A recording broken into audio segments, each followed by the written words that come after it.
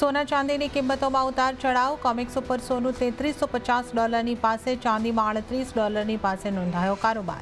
US Russia વચ્ચેની બેઠકમાં યુદ્ધ વિરામને લઈ નિષ્ફળ ચર્ચાને કારણે સેન્ટિમેન્ટ બગડ્યા. પણ ક્રૂડ ઓઇલમાં વેચવાલી સ્થાનિક બજારમાં ભાવ આશરે 1% વધુ ઘટ્યા. બ્રેન્ટમાં $65 પાસે નોંધાયો કારોબાર. ઓગસ્ટમાં હાલ સુધી કિંમતો આશરે 10% તૂટી. બજારની નજર હવે ટ્રમ્પ અને ઝેલેન્સ્કીની બેઠક પર. ચાઇના તરફથી નબળા ઇન્ડસ્ટ્રીયલ પ્રોડક્શનના માસિક આંકડા બાદ બેઝ મેટલ્સમાં વેચવાલી. શરૂઆતી કારોબારમાં સ્થાનિક બજારમાં કોપર સહિતની મેટલ્સમાં દબાણ. બીજી તરફ સ્ટીલ સેક્ટરને સરકાર તરફથી મોટી રાહત. નોન એલોય અને એલોય સ્ટીલ ફ્લેટ પ્રોડક્ટ પર યથાવત રહેશે એન્ટી ડમ્પિંગ ડ્યુટી.